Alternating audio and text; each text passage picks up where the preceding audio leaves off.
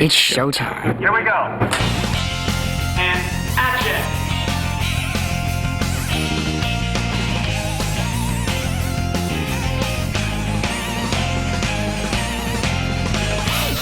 Ultimately, this movie is about Jason coming up against Wolf.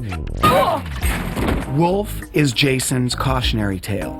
The movie is very much about Jason going up against his worst version of himself. Jason's, I guess you can say very normal. Not normal. I don't really lie too much. I would say that when we first meet Jason at the beginning of the movie, he lies. I wouldn't say he's a liar, but he lies to get what he wants. He exaggerates, he twists truths. He's willing to do what it takes to get what he wants. In the movie, Jason writes an essay for school, and Marty Wolf finds the essay and turns it into a movie. And there's this trailer coming on. Oh, big fat liar. And I'm like, that's my story. I think I wrote that. He said to his dad that he had done it, and so he wants to get his dad's trust back. So that's really what it's doing, because he's a liar.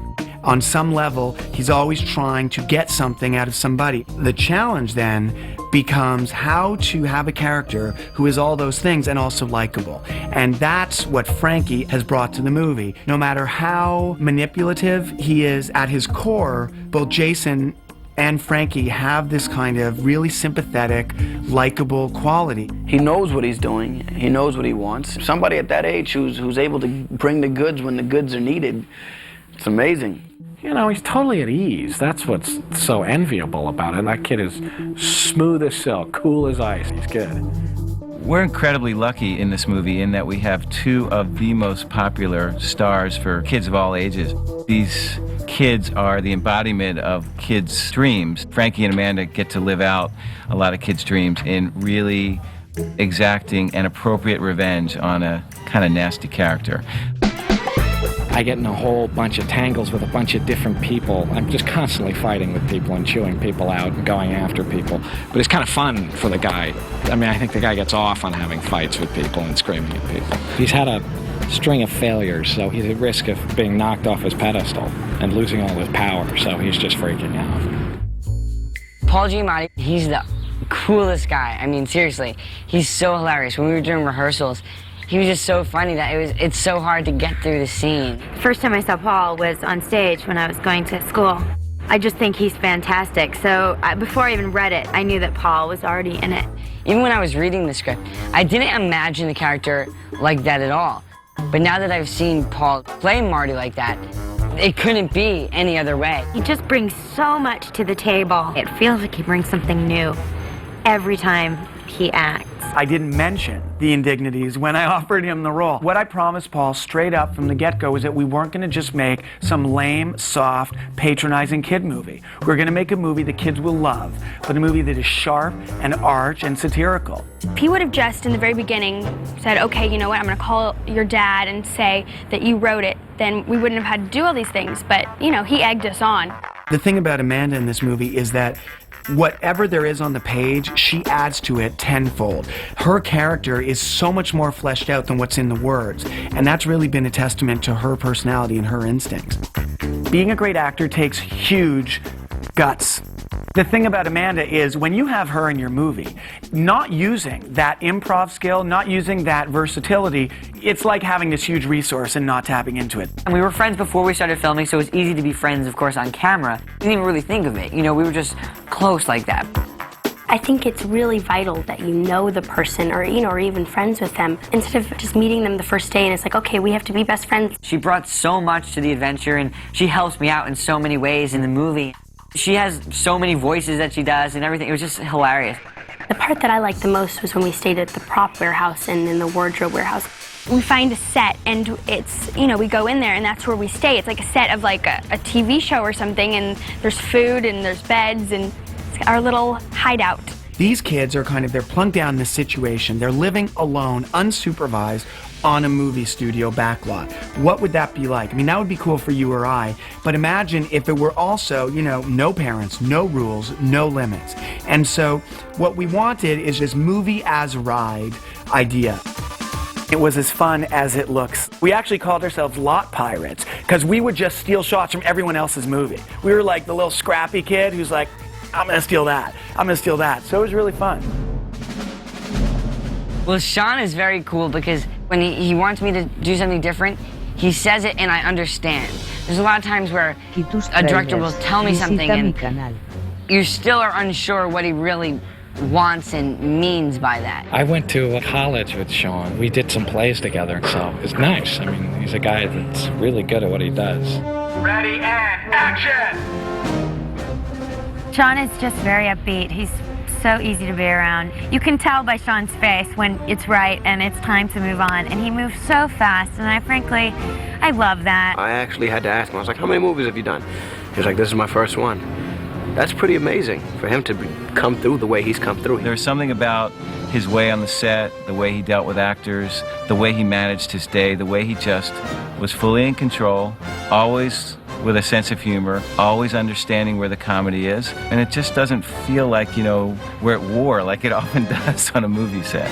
The fact that many of us came from TV and were used to working at that pace was really helpful. We all knew we had been given a shot.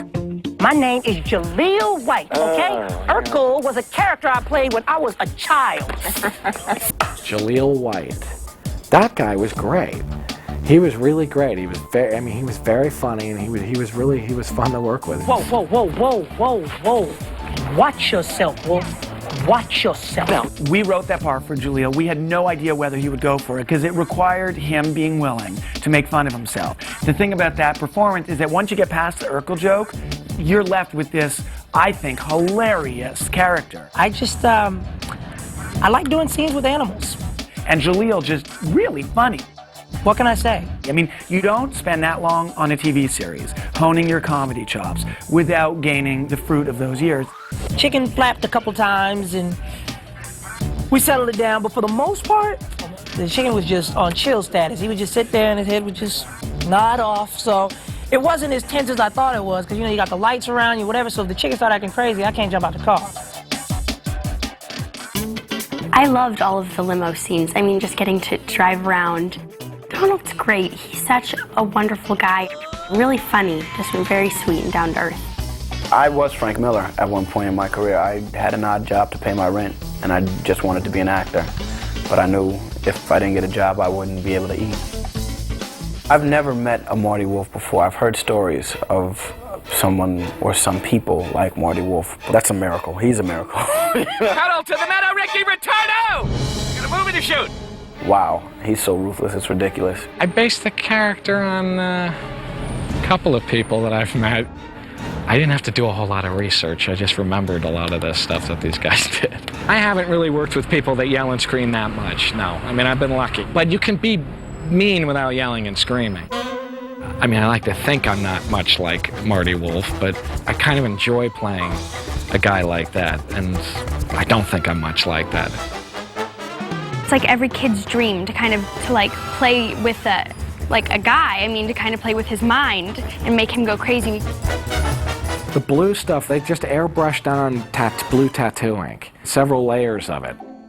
All through the day, they'd keep adding more and more of it. It was not hard to put on, but it was hard to take off. My feet, I couldn't get it off of for a while. I don't know why my feet in particular, but my feet were blue for months. I guess my favorite scene is when she finally gets to get back at him. Ultimately, I think she's had enough and joins the bandwagon. Monty's sort of on the other end, trying to keep it together, trying to make it seem like all is well when it's really not. The things that happen to him, she kind of sits back and lets him deal with them on his own. There were a lot of kids in this movie. The younger kids were out of control. And that I would recommend most actors stay away from.